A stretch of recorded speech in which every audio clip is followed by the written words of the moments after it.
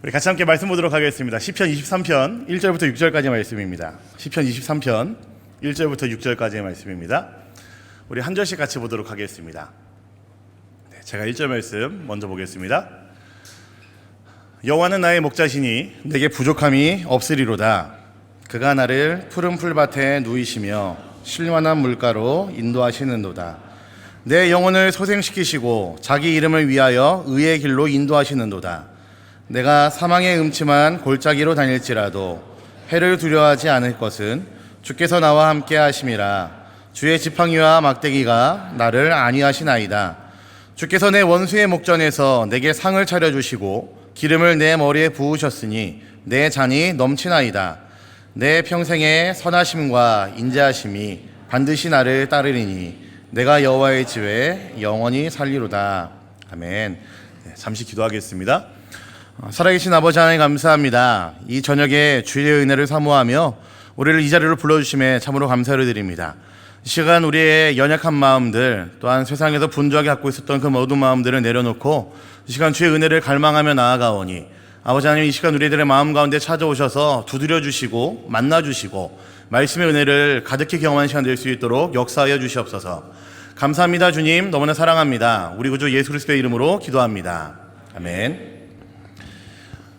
네, 저는 청년 사역을 좀 주로 해왔습니다. 그래서 어디 가서 재고 다니지 않지만 그래도 웬만한 교회에서 사역하시는 어떤 전도사님이나 목사님들보다는 그래도 청년들을 좀 많이 만났던 그런 위치에 있었습니다.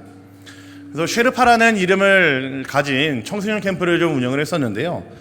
그때 그 캠프를 우리 같이 사역하는 최종도 목사님이랑 같이 저희가 학부 때부터 몇 명 마음이 맞는 사람들과 함께 모여서 청소년 캠프 쉐르파라는 것을 진행해왔습니다. 한 7, 8년 정도 쭉 진행을 했고요. 매년 1회 아니면 2회 정도를 저희가 계속해서 진행을 했습니다.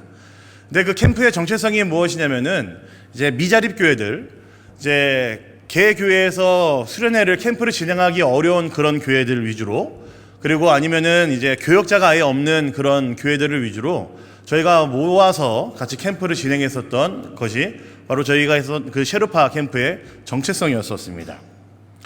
물론 지금은 나름의 이제 재정비하는 시간이 좀 필요하고 또 때맞춰 이제 코로나가 터졌기 때문에 저희가 지금 몇 년 동안 좀 쉬고 있긴 하지만 어쨌든 저희가 이제 평생 놓지 말아야 될 사역이 바로 이 사역이 아닐까라는 생각들을 같이 공유하고 있고 서로가 함께 진행하는 모든 교역자들이 모여서 이야기들을 많이 나누고 있습니다. 근데 그 쉐르파라는 캠프를 진행하다 보면요, 제가 한 100명에서 150명 되는 청소년들을 만나게 됐는데 한 2박 3일에서 3박 4일 정도 캠프를 진행하다 보면은 한 이틀 정도 되는 시간이면은 제가 그 참석하는 아이들 100명에서 150명 되는 아이들 이름을 제가 거의 다 외웁니다. 한 이틀 정도면요. 꽤나 영특하죠, 제가. 네.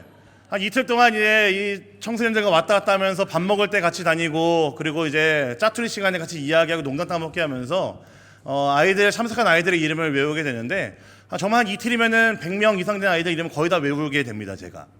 그래서 아이들과 이름을 좀 얘기하면서 좀 오며 가며 이야기를 좀 많이 나누는데 제가 그때 조금 이제 의도적으로 아이들에게 물어봐요. 이렇게 물어봅니다. 얘들아, 너 행복하니? 제가 이렇게 물어봅니다. 행복하니? 아니면 이렇게도 물어봅니다. 요즘 살만하니? 이렇게도 물어봅니다. 중고등학생 애들한테. 근데 아이들의 대답이 무엇일까요? 꽤나 많은 아이들이요, 속상하지만 아니요, 별로요 라고 대답을 합니다. 행복해요 라고 대답하는 친구들은요 사실 거의 없었습니다. 제가 7, 8년 동안 그 캠프를 진행하면서 행복하니? 살만하니? 라고 물어봤었을 때 네, 행복해요, 저 괜찮습니다 라고 하는 친구들은 한 명도 없었습니다.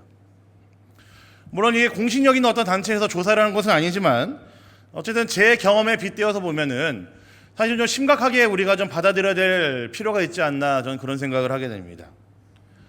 여러분, 우리의 자녀들, 우리의 청소년들, 우리의 청년들 그렇게 행복하지 않습니다. 아무리 공부를 열심히 하고 또는 잘한다 할지라도 사실 그렇게 행복해하지 않습니다. 제가 바꿔서 질문을 한번 해볼까요? 그렇다면 이곳에 모인 우리 성도님들은 정말 행복하십니까? 여러분의 삶에 만족스러우십니까? 만족스럽지 않다면은 과연 무엇 때문에 만족스럽지 않으십니까? 여러분, 우리가 돈이 많으면 행복해질까요? 우리가 건강하면 행복해질까요? 우리는 어떻게 해야지 행복해질까요? 우리가 이것에 대한 답을 좀 내릴 수 있어야 되지 않겠습니까? 왜 우리가 지금 이것에 대해서 고민해 봐야 될까요? 우리의 신앙이라는 것은요, 이것에 대한 고민과 싸움으로 점철되어 있는 것이 저는 우리 그리스도인들이 이 땅을 살아가는 동안 경험하게 되는 모든 신앙의 길이라고 저는 생각합니다. 그리스도인인 우리는 어떻게 살아야 될까? 그리스도인인 우리가 추구해야 되는 행복은 무엇일까? 이 고민이 평생 우리를 따라다니면서 우리가 그리스도인이라고 한다면은 이 질문에 대한 답을 내려가는 것이, 이 질문에 대한 답을 찾아가는 것이 바로 우리들의 걸어가는 신앙의 여정이 아닐까 싶어요. 이것에 대한 답을 내리고 그것에 대해서 고개를 끄덕이게 되고 수긍하게 되는 것이 우리의 신앙의 여정이겠죠. 근데 우리가 살고 있는 이 세상은요, 우리 그리스도인들에게 신앙과는 전혀 상관없는 것들을 가르치고 그것들을 가르치면서 이것이 행복이다라고 우리에게 잘못된 이야기들을 주입시킵니다. 신앙과는 상관없이 잘 사는 것, 잘 먹고 잘 사는 것, 누군가를 짓밟으면서까지 일어나야 되는 것을 행복이라고 이야기를 합니다. 제가 청년들에게 자주 하는 이야기이긴 하지만 가격과 가치를 헷갈리지 말라는 이야기를 하거든요. 세상은 우리 청년들에게, 청소년들에게 숫자 몇 개 붙여져 있는 가격을 통해서 그들의 가치를 확인하라고 그렇게 가르치고 학교에서는 그렇게 우리 아이들을 가르칩니다. 가치가 더 중요한데 가격이 마치 이름이 비슷한 그 가격이라는 녀석이 가치의 자리를 대신해서 숫자 몇 개가 쌓여 있는 것이, 숫자 몇 개를 모아놓는 것이 마치 행복인 것처럼 우리의 자녀들을, 청소년들을, 청년들을 그렇게 가르치고 있습니다. 더 심각한 문제는요, 교회 안에도 그런 생각 가지고 있는 어른들이, 부모님들이 많이 있다라는 거죠. 여러분, 우리 그리스도인들은 어떻게 살아야지 행복한 삶일까요? 이 질문에 대한 답을 우리가 내릴 수 있어야 되지 않겠습니까? 이곳에 지금 많은 청년들이 모여 있습니다. 거의 다 이제 대학생들이에요. 이들은 매일 학업과 과제에 쪄들어 있고요. 지금 다들 이제 여자애들은 화장으로 얼굴을 가리긴 했지만 사실 과제와 학업에 이제 쪄들어 있는 친구들입니다. 뭐 남자애들은 안 보셔도 뭐 뻔히 이제 드러날 거고 얼굴이 시커멉니다. 이렇게 어떻게든 한 줄 올리기 위해서 그렇게 올리는 것이 더 나은 삶이 되는 것인 것처럼 이 친구들은 그렇게 배워왔고 그렇게 살아가고 있는, 너무나 속상한 친구들입니다. 저는 우리 청년들이, 우리 대학 청년들이 열심히 사는 모습을 보면서 열심히 사는 게 속상하다는 게 아니고요, 이력서에 뭐 하나 올리려고 열심히 아둥바둥 사는 것들을 보면서, 그리고 매일같이 밤새고 그 알바해가면서 그렇게 사는 모습들을 보면서 속상할 때가 한두 번이 아닙니다. 그렇게 열심히 살아가고 있는 우리 기독 청년들에게, 우리 어린이 청년들에게, 우리 신앙의 선배들 이 자리에 많이 모여 계시는데 신앙의 답을 우리가 좀 한번 제시해 줘야 되고 답을 먼저 우리가 말해줘야 될 필요가 있지 않겠습니까? 어떻게 사는 것이 그리스도인다운 삶인지, 그리스도인의 행복이 무엇인지를 우리 선배님들이 먼저 우리 후배들에게, 우리 자녀들에게, 다음 세대들에게 먼저 답을 제시해 줄 수 있어야 되지 않겠습니까? 답은 너무나 분명하죠. 오늘 우리가 읽은 말씀에서는요, 답을 이렇게 내리고 있습니다. 여호와는 나의 목자시니, 이게 답입니다. 간단하고 명확합니다. 오늘 우리가 읽은 이 시편 너무나 유명한 시편이죠. 다윗이 지은 시로도 알려져 있습니다. 오늘 이 다윗의 시를 살펴보면서 그 안에 흐르고 있는 다윗의 고백들, 다윗의 이야기들을 통해 우리들의 모습과 한번 비교해보면 좋겠습니다. 우리에게 무엇이 있어야 정말로 행복한 삶이고 만족스러운 삶이 될 수 있는지, 오늘 다윗의 시를 통해서, 다윗의 고백을 통해서 우리들의 마음에 새기는 시간이 되면 좋을 것 같습니다. 우리 청년들에게는 그래서 너무나 필요한 시간이라 생각을 하고요, 우리 청년들보다 앞서서 걸어가고 있는 신앙의 선배들인 우리 모든 성도들에게도 너무나 중요한 시간이고 너무나 유익한 시간이 되기를 간절히 소망해 봅니다. 시편 23편은요, 제가 방금 말씀드린 것처럼 다윗의 시입니다. 정확히 언제 썼는지는 알 수가 없어요. 왜냐하면 본문이 그것들을 이제 정확한 정보를 주지 않기 때문에 그렇습니다. 하지만 이제 전체적인 내용을 쓱 훑어보시면은 굉장히 어려움과 곤란에 빠져 있을 때에 다윗이 했던 고백이라는 것을 우리가 추측은 해볼 수 있을 것 같습니다. 그래서 많은 학자들이 추측하기를요, 다윗이 그런 어려움을 당했던 때를 생각해 보니 사울에게 쫓겼던 때는 사실 너무 어렸을 때라서 이런 고백이 나올 수는 없고, 다윗이 노년에 그의 아들 압살롬에게 쫓겨났을 때에 매 순간 죽음의 고비를 넘겨가면서 그가 살아갔을 때에 도망자 신세에 이뤘을 때 했던 시가 아닐까라고 조심스럽게 추측하는 분들이 많이 있습니다. 사실은 이제 정확하게 모릅니다. 하지만 중요한 건 이겁니다. 굉장히 암울했을 때 쓴 시가 바로 시편 23편이라는 이야기이죠. 세상이 말하는 잘 나갈 때에 떵떵거리고 잘 살 수 있을 때가 아니라 믿었던 이에게 배신당했고 등에 칼이 꽂혀있는 상태에서 도망다니고 있고 절망스러운 상황에 있을 때 쓴 시가 바로 다윗의 이 시라는 이야기입니다. 여호와는 나의 목자신이라는 이 고백이 도망자 신세일 때 했던 고백이라는 이야기죠. 물론 이 시에는 행복이라는 단어를 사용하고 있지는 않습니다. 하지만 시의 흐름과 내용을 보시면은, 그리고 그 고백들을 보면은 다윗은 스스로도 행복하다라고 말하고 있는 것 같다라는 생각을 우리는 지울 수가 없습니다. 저는 그래서 오늘 말씀한 두 가지 포인트로 좀 정리를 해봤습니다.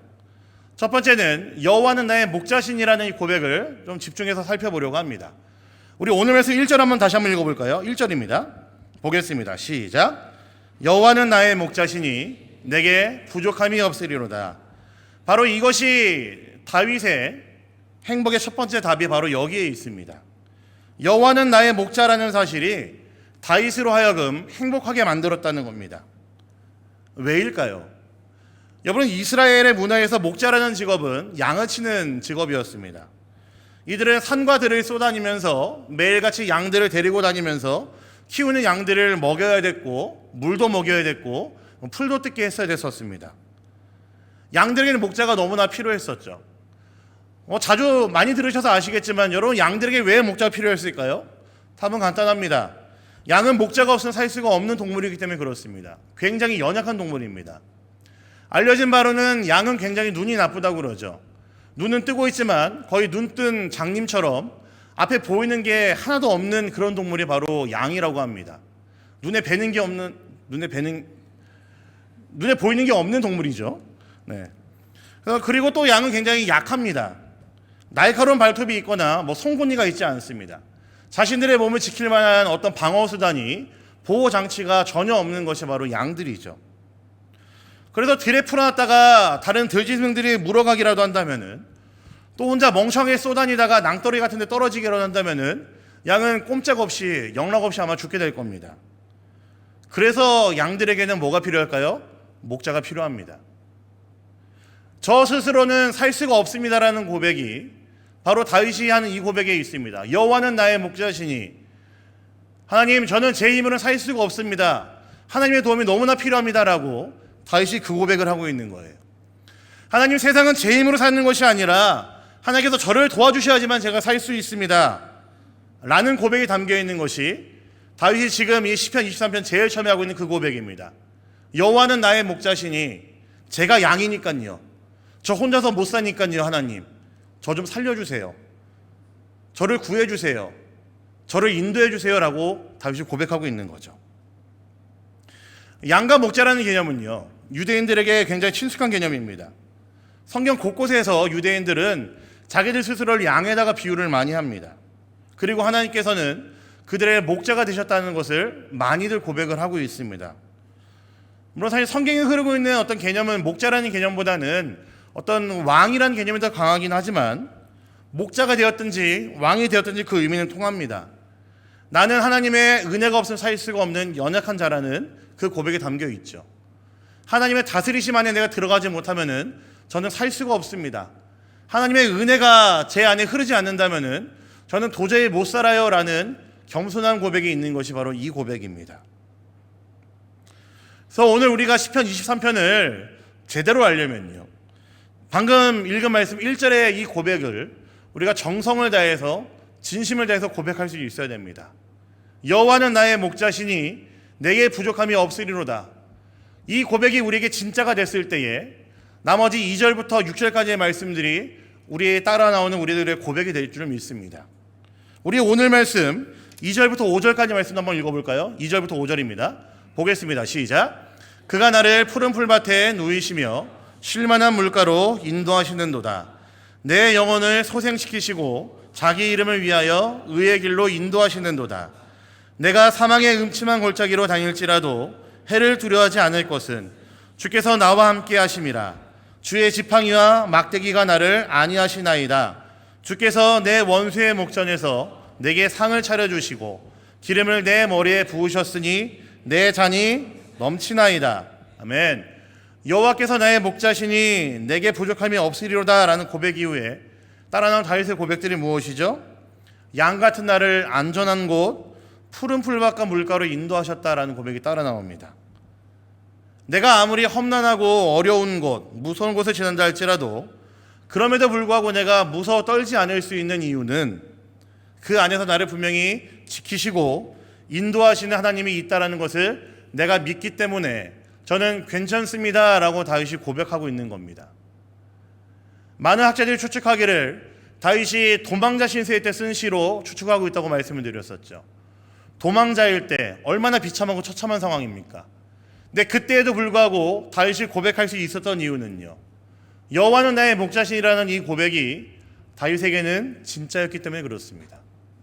여호와는 나의 목자신이 이 고백이 다윗에게는 참이었기 때문에 다윗은 도망자 신세에도 불구하고 이 고백을 할 수 있었던 거죠. 두 번째 포인트는 저는 이렇게 찾아봤습니다. 다윗의 시가 말하는 행복, 이 시편 23편에 말하는 행복의 두 번째 포인트는요, 이 고백에 있습니다. 나를 안위하시나이다 라는 이 고백에 있습니다. 우리 오늘 말씀 4절을 다시 한번 볼까요? 4절입니다. 보겠습니다. 시작. 내가 사망의 음침한 골짜기로 다닐지라도 해를 두려워하지 않을 것은 나와 함께 하심이라. 주의 지팡이와 막대기가 나를 안위하시나이다. 제가 노골적으로 색깔을 두 개 다르게 표현을 해놨습니다. 여호와께서 나의 목자라는 사실은요, 우리에게 두 가지 큰 확신을 줍니다. 나와 함께 하심이라 라는 확신을 줍니다. 이것을 우리가 잘 아는 성경의 언어가 있습니다. 혹시 아십니까? 나와 함께 하신다, 우리와 함께 하신다라는 성경의 언어가 있죠. 네. 이제 우리 성도님들은 이 히브리어를 너무나 익숙하게 잘 알고 계신 단어가 있어요. 그게 뭐냐면요, 임마누엘입니다. 성경 전체에 흐르고 있는 하나님이 하신 약속은요, 내가 너와 함께 할 거야, 내가 너의 하나님이 될 거야 라는 이 약속에 있습니다. 임마누엘의 약속이 흐르고 있습니다. 다윗이 붙들고 있었던 고백이 뭡니까? 내가 너와 함께함이라 라는 하나님의 그 고백을 다윗이 정말 강력하게 붙들고 있다는 것을 알 수가 있죠. 다윗의 인생에서 그가 나의 목자시니, 여호와는 나의 목자신이라고 고백할 수 있었던 것은 하나님께서 그의 모든 인생 순간순간들에 함께 하셨음을 그가 알았기 때문이었습니다. 내 모든 인생의 순간순간마다, 구비구비마다 하나님 나와 함께 하셨구나, 나와 함께 하시는구나 라는 것을 다윗은 고백할 수밖에 없었던 거죠. 그 다음에 나왔던 표현은 이거죠. 나를 안위하시나이다 라는 표현입니다. 성경의 언어로 제가 좀 찾아보니까요, 뭐 제가 잘해서 그러는 건 아니고요, 설교 준비하다 보면 찾을 수밖에 없습니다. 근데 이게 이런 단어를 씁니다. 낙함이라는 단어를 씁니다. 근데 단어 자체의 의미는 동일합니다. 뭐 위로하다, 동정하다, 불쌍히 여기다, 혹은 복수하다라는 뜻까지도 이 안에 있습니다. 그런데 이 본문을요, 이 말씀을 원어를 놓고 좀 유심히 보니까 참 독특한 표현이 있어요. 이 단어를요, 미완료형으로 기록을 해놨습니다. 안위하시나이다 라는 이 표현을요, 성경의 저자는 미완료형으로 동사를 표현을 해놨습니다. 성경에서 행동을 나타내는 동사를 미완료형으로 표현할 때는요, 이런 의미입니다. 끊기지 않고 계속해서 지속된다라는 의미를 가지고 있습니다. 그러니까 쉽죠. 하나님께서 나를 위로하신다, 불쌍히 여기신다, 나를 위해 복수하신다, 나를 동정한다라는 이 단어가 미완료형으로 써 있다는 이야기는 뭡니까? 하나님께서 나를 향한 그 관심을, 위로하심을, 함께하심을 그치지 않고 어떻게 한다는 이야기예요? 끊이지 않고 계속해서 우리에게 부어주고 있다는 사실입니다. 다윗이 고백하는 나를 안위하시나이다 라는 이 단어는요, 하나님의 위로하심이 끊이지 않고 계속된다라는 것을 갖고 있는 표현입니다. 하나님이 주시는 절대 위로와 절대 평화를 말하는 것이 바로 이 표현이죠. 여호와는 나의 목자신이라는 다윗의 고백은 다윗의 평생에서 그가 깨달은 확신이었을 겁니다. 그의 평생의 삶을 돌아보니 하나님께서 나의 모든 인생의 순간순간마다 함께하고 계셨었구나, 지금도 함께 하시겠지, 앞으로도 함께 하실 거야, 이 고백을 할 수밖에 없었던 겁니다. 아, 하나님께서 나를 안위하신다, 여호와는 나의 목자신이 나를 안위하시는데 나를 향한 그 위로가, 나를 향한 일하심이, 나를 향한 그 동정하심이, 불쌍히 여기심이 어느 순간에 끊기는 것이 아니라 끝까지 계속해서 끊임없이 지속된다라는 것을 다윗이 알았다는 거죠. 다윗이 그것을 고백하고 있습니다. 자, 이 말씀을 준비하면서 곰곰이 좀 묵상을 많이 좀 해봤어요. 아까 제가 처음에 전통적으로 많은 학자들이 이것을 다윗의 논의에 쓴 시라고 보고 있다라고 말씀드렸잖아요. 어떤 시 전체 흐르고 있는 어떤 흐름과 어떤 뉘앙스 자체가 그렇기 때문에 많은 학자들이 그렇게 추측하고 있다고 말씀을 드렸습니다. 근데 이제 제 마음에 좀 이러면 안 되는데 못된 마음이 좀 올라왔습니다. 정말? 진짜야? 이런 마음이 좀 올라왔어요. 시편을 보면 이제 표제어가 항상 있죠. 표제어를 보면 사실은 그 시가 무슨 어떤 정보를 갖고 있는지 알 수 있게 만든 것이 바로 표제어입니다. 보통 이 표제어를 통해서 시편에 담겨있는 그 시들의 배경을 알 수가 있습니다. 어떤 상황에서 쓴 시인지, 어떤 환경 가운데 쓰인 시인지, 혹은 이 시편의 용도가 무엇인지도 알 수 있습니다. 그런데 잘 보면요, 아까 말씀드렸죠, 시편 23편에는요 표제어가 없습니다. 신학자들이 추측한 것처럼 다윗이 어려움 가운데 있을 때에 또는 쫓길 때에 죽을 위기에 처해 있을 때라고 한다면은 표제어가 붙고 여호와는 나의 목자시니라는 이 고백이 나와야지 아마 진짜 멋있었을 것 같아요. 뭐 예를 들면 이런 거죠. 표제어가 다윗의 시, 압살롬에게 죽을 위기에 처해 있을 때 다윗이 도망하는 가운데 쓴 시, 이렇게 나와 있고 1절에서 딱 시작이 여호와는 나의 목자시니, 그러면은 아마 그것만으로도 은혜가 될 겁니다. 너무나 다이나믹하잖아요. 근데 그렇지 않고 표제가 없습니다. 그냥 딱 이름 하나, 다윗의 시, 여호와는 나의 목자시니로 시작을 합니다. 제가 왜 그럴까 하고 묵상해보고 곰곰이 생각을 해봤는데요. 물론 이건 정론은 아닙니다. 제가 학자가 아니라서. 제가 내는 결론은 이겁니다. 여호와는 나의 목자시니 내게 부족함이 없으리로다 라는 이 고백은요, 내가 죽을 것만 같은 위기 가운데서만 할 수 있는 고백이 아니라 내가 좋을 때, 내가 더할 나위 없이 행복할 때에, 내가 남들보다 잘 살고 있을 것 같은 그런 느낌이 들 때에도 우리가 잊지 말고 해야 될 고백이 바로 이 고백이라는 것 같습니다. 여호와는 나의 목자시니 내가 죽을 위기에 있을 때만 하는 고백이 아니라 나에게 아무런 어려움이 없이 산다 할지라도 내 삶의 주인이 하나님이심을 내가 알기 때문에, 내 인생의 모든 것들은 하나님의 은혜 안에 있음을 내가 알기 때문에 내가 마땅히 당연히 할 수밖에 없는 고백이 여호와는 나의 목자시니 내게 부족함이 없으리로다 라는 이 고백이어야 되기 때문에 저는 시편 23편에는 표제어가 붙지 않았다고 저는 생각을 합니다. 동의가 되십니까? 네. 어디 가서 얘기하지 마세요. 정론은 아니니까요. 네, 제가 그냥 묵상해서 내린 결론입니다. 이곳에 모인 우리 성도님들은 무엇으로 행복하십니까? 조금 포커싱을 좀 해볼게요. 우리 대학생들, 우리 청년들은, 여러분들은 무엇으로 행복하십니까? 여러분들은 무엇으로 행복하기를 원하십니까? 이곳에 모인 우리 모든 성도님들은 어떤 방법으로 어떻게 행복하기를 원하십니까? 우리가 돈이 많으면 행복할까요? 자녀들이 잘 되고 내가 지금 하고 있는 사업들이 내가 손 댈 때마다 빵빵 잭팟 터지는 것처럼 잘 되면은 우리가 행복할까요? 그렇다면 제가 방금 말씀드린 돈, 뭐 사업이 안 됨, 건강이 뭐 안 좋아짐, 뭐 이런 것들이 다 있다고 그러면은 그럼 불행할까요? 기억하길 원합니다.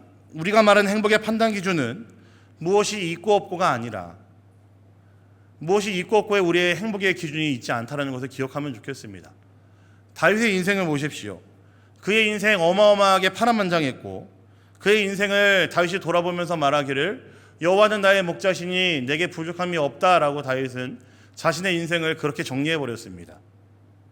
여호와가 나의 목자가 되시니 내게 부족함이 없다라는 고백으로 아마 다윗은 자신의 인생을 그렇게 정리한 것 같습니다. 이것이 진짜 행복이라고 다윗은 선언한 것이죠. 내가 지금 어려움 가운데 혹은 사망의 음침한 골짜기 가운데 있어도 괜찮다. 왜냐하면 선하신 하나님이, 나의 목자 되신 하나님이 나의 삶을 안전하고 좋은 것을 이끌어 줄 것이니까.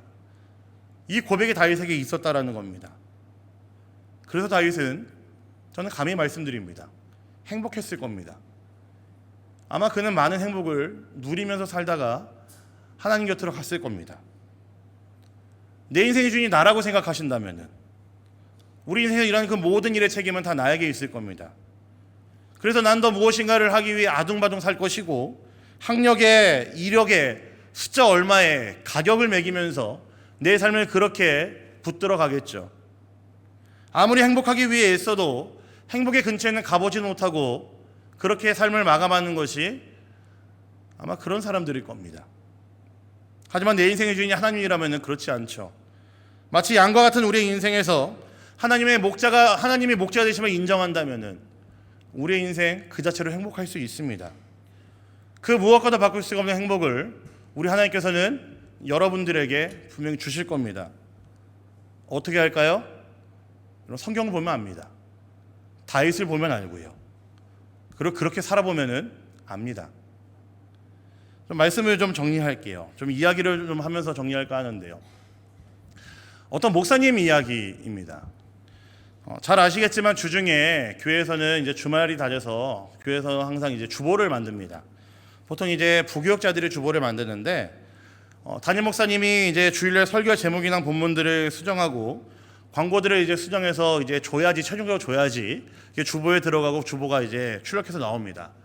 여러분 주일날 받아보시는 주보가 그래서 간단한 게 아니에요. 굉장히 그 고된 작업을 다들 이렇게 고개를 끄덕여 주시니 감사하네요. 고된 작업을 거쳐야지 나오는 주보입니다.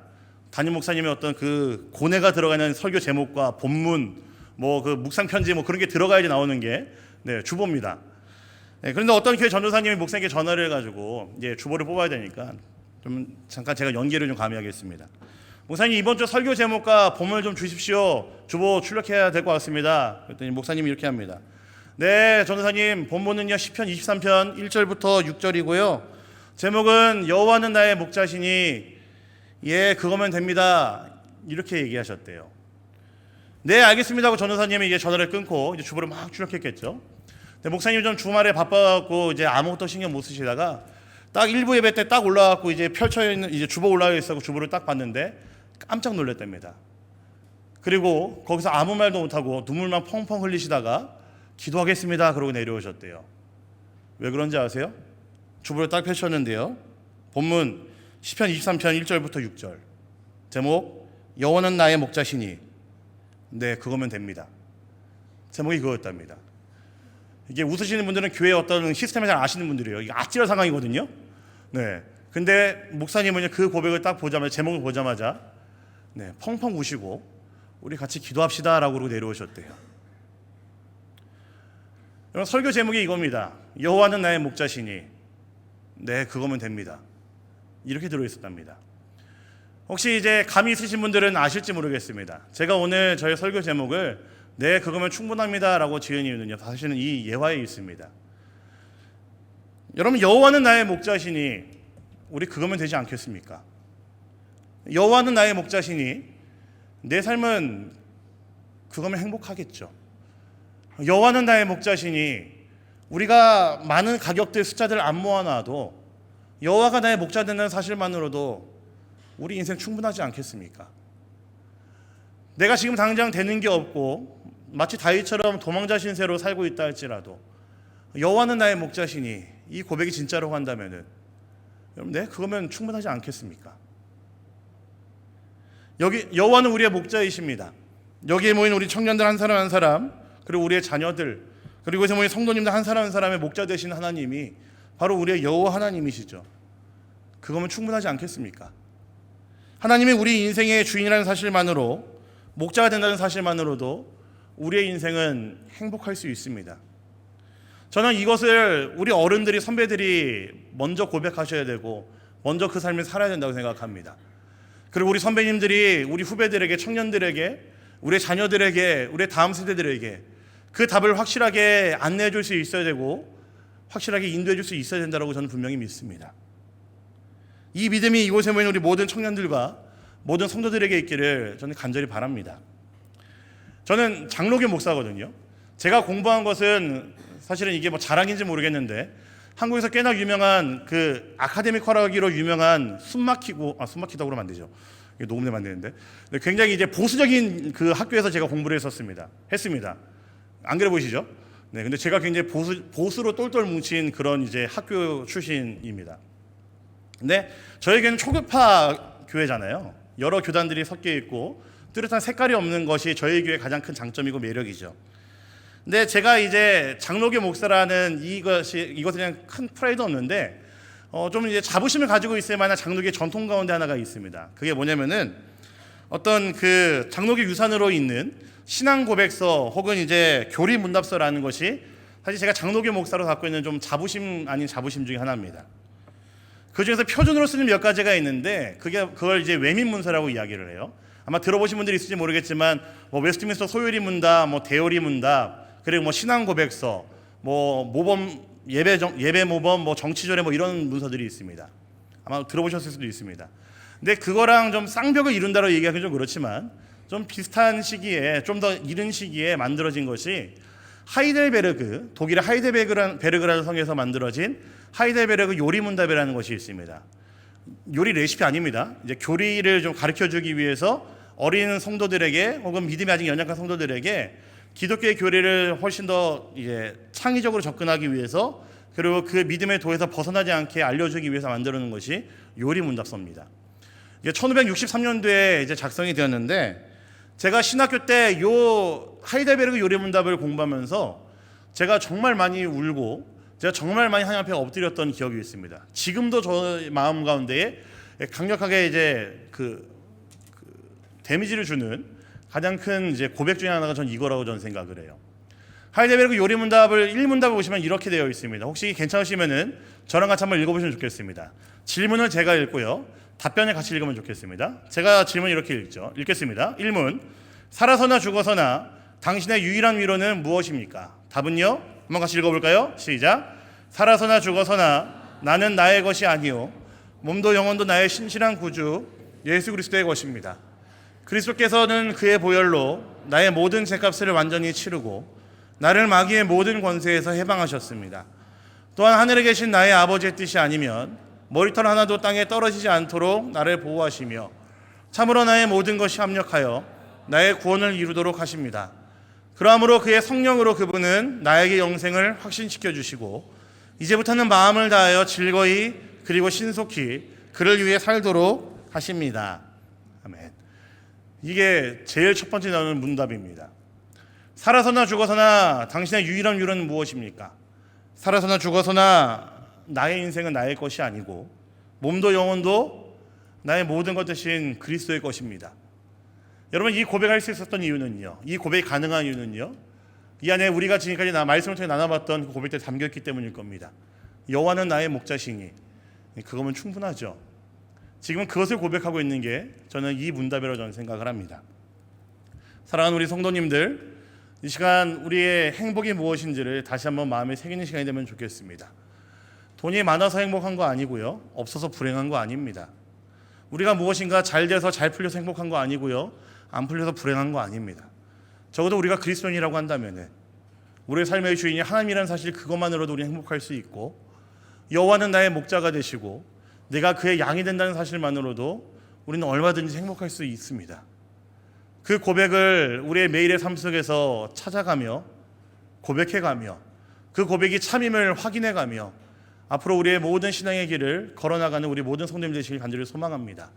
또 사랑하는 우리 청년들도 여러분들이 젊은 바쁜 이 시대를 살아가지만 여러분들의 입술을 통해서 여호와는 나의 목자시니 네 그거면 충분합니다, 네 그거면 됩니다라는 이 고백이 여러분들에게 진짜 고백이 되면 참 좋겠습니다. 사랑하는 우리 모든 성도님들, 이곳에 모이는 우리 모든 성도님들, 이 고백으로 살아가는 우리 모두가 되시기를 우리 주님의 이름으로 간절히 부탁드립니다. 아멘.